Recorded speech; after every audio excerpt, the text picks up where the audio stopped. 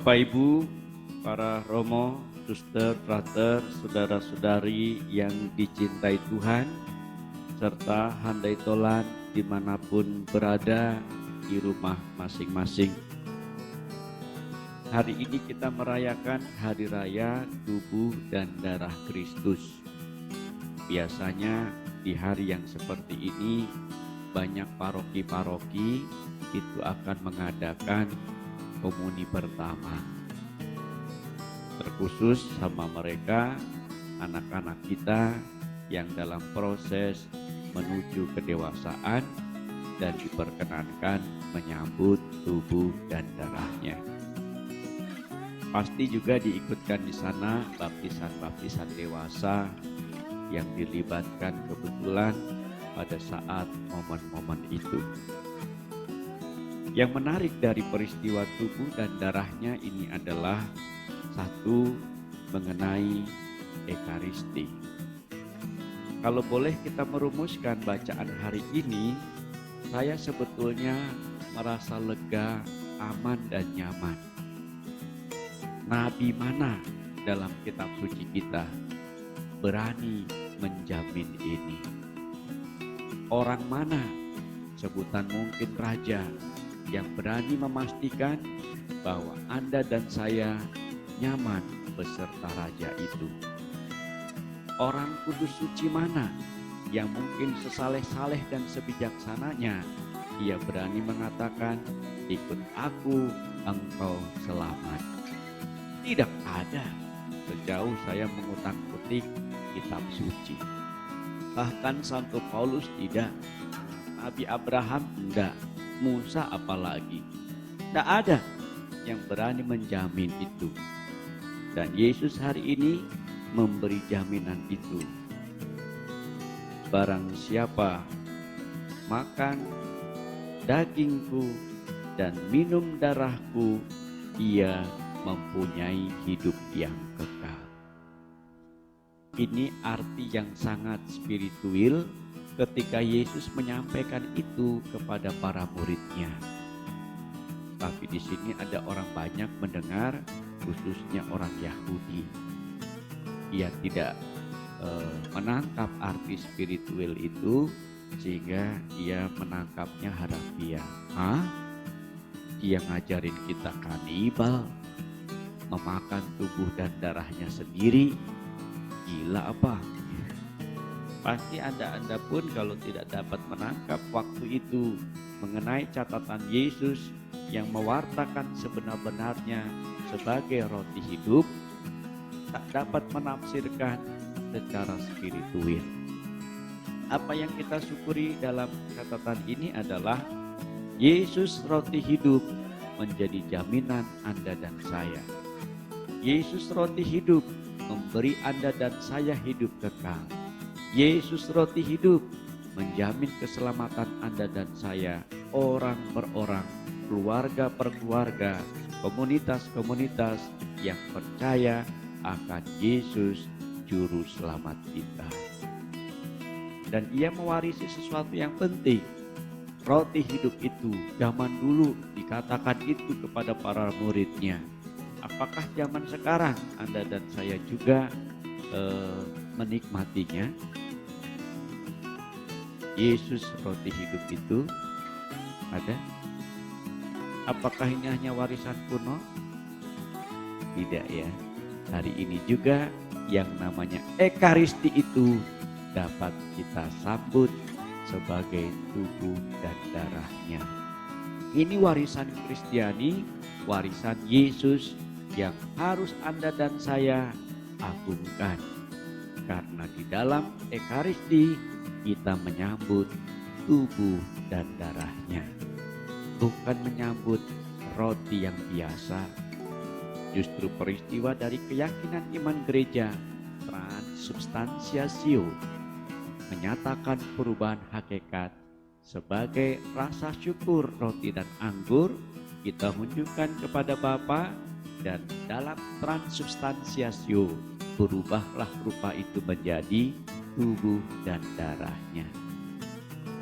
Inilah tubuhku yang ditumpahkan diserahkan bagimu. Inilah darahku yang ditumpahkan bagimu. Lakukanlah ini bagai peringatan kepadaku. 3 kalimat ini bagi saya, lakukan semuanya karena inilah tubuh dan darah, harus menjadi keyakinan iman Kristiani. Apa implikasi dari semuanya itu? Menyambut tubuh Tuhan harus sopan.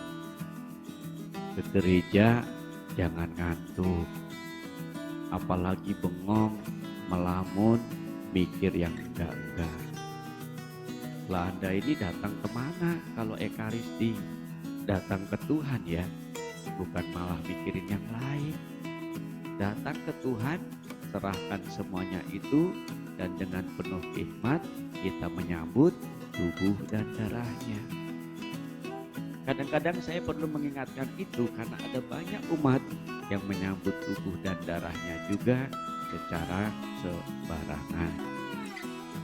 Ada yang sikapnya cuma main-main begitu, bahkan pernah saya memberi komuni di umat tubuh Kristus, dia malah kedipin mata. Bukan jawab amin, malah kedipin mata. Nah, saya bingung mau jawab apa lagi. Kok kedipin mata? Kalau begitu kedipin mata, naksir dia. Maka saya bilang, tubuh dan darah Kristus, begitu kedipin mata nggak saya kasih, ya kan? Nggak ada itu rumusannya. Bahkan ada yang tubuh Kristus, dia malah mau ngambil nyomot begitu. Bukan. Ada gerak tangan di mana di situ secara liturgis disesuaikan seluruh dunia loh teman-teman, bukan sembarangan. Maka di sini sebetulnya sikap hati kita mempersiapkan tamu agung Yesus yang tinggal dalam hati dan jiwa kita dipersiapkan benar-benar. Kamu saya sering nyambut-nyambut, tetapi kok kadang-kadang gak ada efeknya. Saya kira bukan persoalan Yesusnya, persoalannya di kamu. Begitu kamu sambut tubuh dan darahnya, kamu tidak membuka hati, ya jadi begitu saja, ya kan? Tapi kalau orang yang sudah menyadari bahwa transubstansiasio, perubahan hakikat tubuh dan darahnya kita sambut dalam diri kita, maka perubahan itu akan terjadi. Seperti yang tadi di awal saya katakan, Santo Leo Agung mengungkapkan satu kalimat yang buat saya sangat inspiratif. Saat kita menerima tubuh dan darah Kristus, kita akan diubah menjadi seperti yang kita terima. Kita diubah seperti yang kita terima. Siapa yang kita terima? Yesus Kristus. Siapakah dia? Juru selamat, Mesias, anak Allah. Dan hari ini bacaannya jelas. Dia menjamin hidup Anda dan saya kepada kehidupan kekal. Dia mengatakan dengan sangat jelas dalam catatan kita di Injil hari ini. Barang siapa makan dagingku dan minum darahku, ia tinggal di dalam aku dan aku di dalam dia. Akulah roti yang telah turun dari surga, bukan roti seperti yang dimakan nenek moyangmu dan mereka telah mati. Barang siapa makan roti ini akan hidup selama-lamanya. Berarti ketika Anda dan saya menyambut tubuh dan darah Kristus, Yesus hidup di dalam dirimu.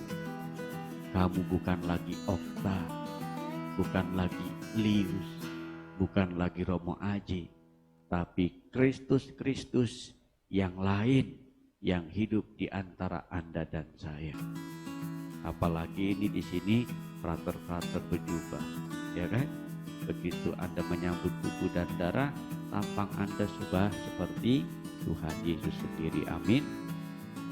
Yang makannya banyak, yang mengantuk, yang dan sebagainya. Tapi tidak ya, yang gembira, yang memancarkan kebaikan, yang bersuka cita, yang hidupnya selalu penuh dengan doa amal kasih, bela rasa.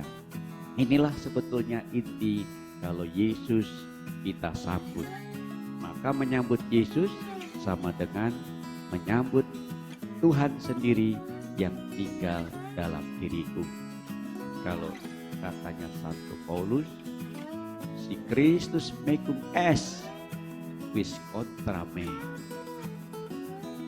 Jika Kristus bersama aku, siapa yang dapat melawan aku? Semoga hari ini dengan keterbatasan kita dan kerinduan-kerinduan kita juga, khususnya umat beriman, udah hampir 3 bulan ya, pasti umat beriman yang di rumah rindu akan tubuh dan darahnya Ekaristi. Kita selalu mohon dalam doa agar wabah pandemik ini segera berlalu. Kendati kita sadar situasinya dibuat bertahap ya, ini new normal. Kenapa ada normal yang new gitu kan? Ini kan berarti juga waspada ya, antara orang sehat dan orang berpenyakit sedang bersatu di sini. Tidak ada satu yang menularkan siapa, tidak tahu. Semuanya gambling. Tapi kita semua hanya diminta untuk protokoler, cuci tangan, jaga jarak, pakailah masker. Cuma itu doang. Nah, semoga dengan keyakinan iman kita pandemik ini berlalu, kita dapat seperti normal lagi, menyambut tubuh dan darahnya, pergi lagi ke gereja dan merayakan Ekaristinya dengan penuh kekhidmatan. Selamat merayakan tubuh dan darahnya. Tuhan memberkati kita. Amin.